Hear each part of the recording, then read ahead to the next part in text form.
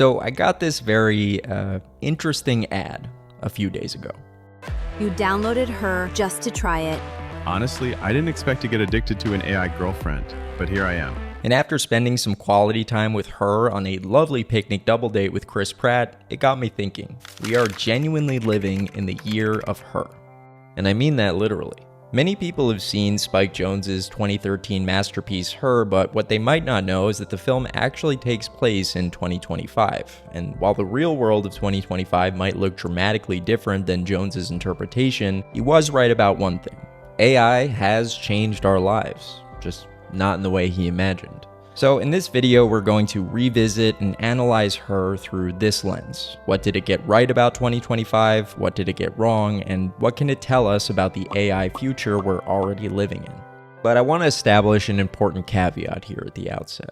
Spike Jonze's primary intention with Her was not to accurately forecast modern life in 2025. First and foremost, he wanted to use a tangible, near-future setting to tell a compelling story about modern love and loss in a world where technology is rapidly rewriting the rulebook on how we understand ourselves and connect with each other. My goal here isn't to critique Her for being wrong about the future. Almost every great science fiction film is. Instead, I want to use Her as a launching pad to discuss what we once thought AI might be, what it actually became, and what that means for us moving forward. So let's begin with a brief reintroduction to Her.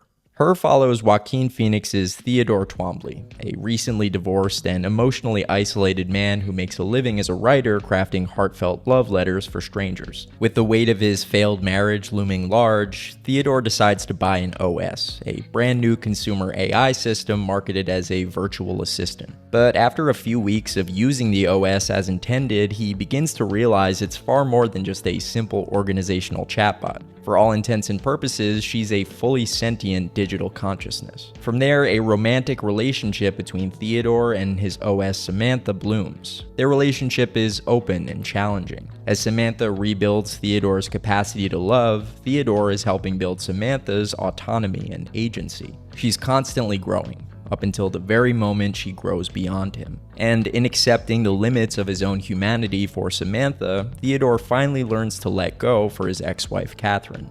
It's a genuinely beautiful film, and in my opinion, one of the very best of its decade.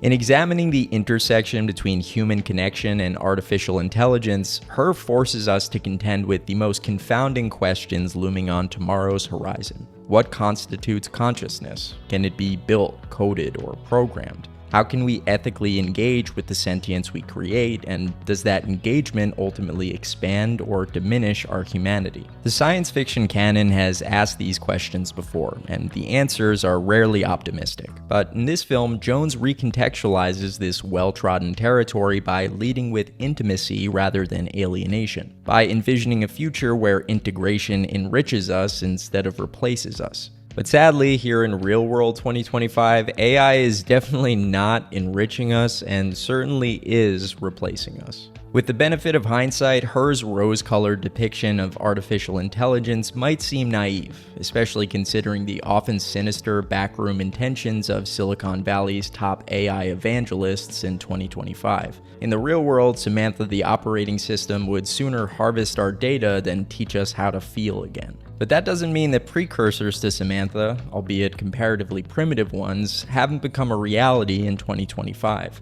As I alluded to earlier, so-called AI girlfriend apps are everywhere these days, and for the low price of a monthly Spotify subscription, you too can enjoy the blue-lit warmth of an entirely digital romantic partner. It's no secret that modern life in the 2020s has made people, young people in particular, more socially alienated than ever. So much so, in fact, that the prospect of dating an AI has become increasingly more appealing to many, and there's data to prove it.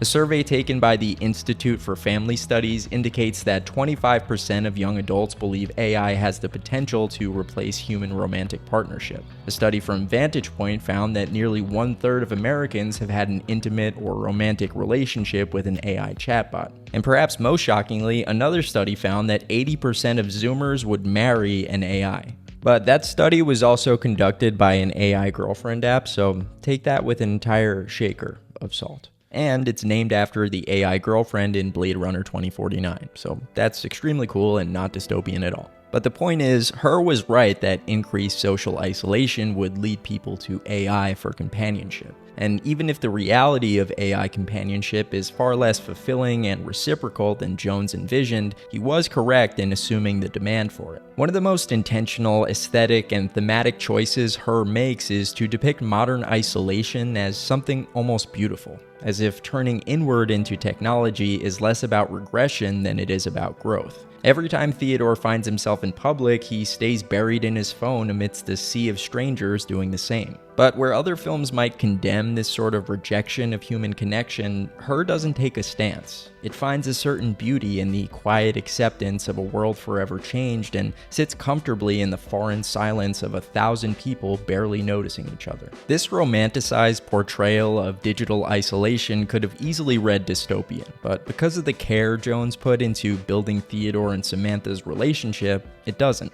We don't feel sad as Theodore walks alone through crowds of ostensibly lonely people because we can intuit that they too are finding genuine tactile companionship with their own OSs. And again, this is all lovely for a narrative film, but getting back down to brass tacks of real-world AI in 2025, and those same ideas start to feel a lot more sinister. In reality, the type of distinctly modern isolation Her dramatizes doesn't feel heartwarming or poetic. It's alienating and terrifying. It doesn't come accompanied by lovely Arcade Fire piano plinks or hazy pastel costuming. It comes with dread, with panic, with the inescapable feeling you could drop off the face of the earth and not a single person surrounding you would even notice you were gone.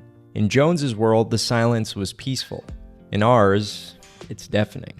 In 2013, that technology-fueled atomization was just beginning. We had smartphones, sure, but smartphones with little more than Facebook, Vine, and Candy Crush to swallow up our attention with. But in 2025, modern loneliness isn't just a symptom of the smartphone age.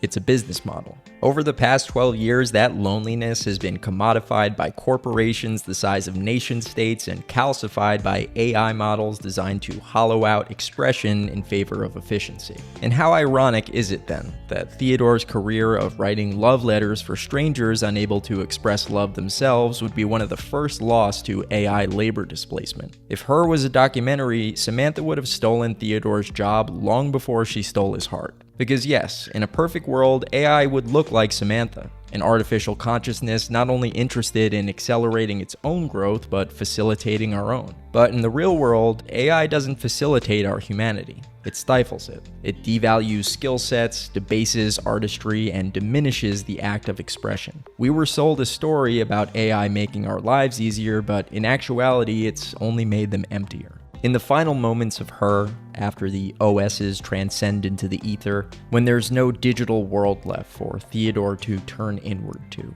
we get a simple yet blisteringly powerful affirmation of humanity, of connection. For the first time since his life fell apart, Theodore is forced to turn outward, to look out over the world he abandoned and straight into the eyes of a human being who loves him, to hold still in the commonality of our imperfections, to accept our limitations and find beauty in the blemishes, to emote, connect, and commiserate, even when it's hard, even when we can't find the words, and even when we stumble. So if Her was wrong about the nature of the AI revolution in 2025, it was indisputably correct about the way we should go about solving it, by resisting the allure of artificial perfection and finally, honestly, turning back into each other, to be human, warts and all. So as always, thanks so much to everyone who made it this far. Like and subscribe for more content like this, Patreon and other links down in the description, and I'll catch y'all soon.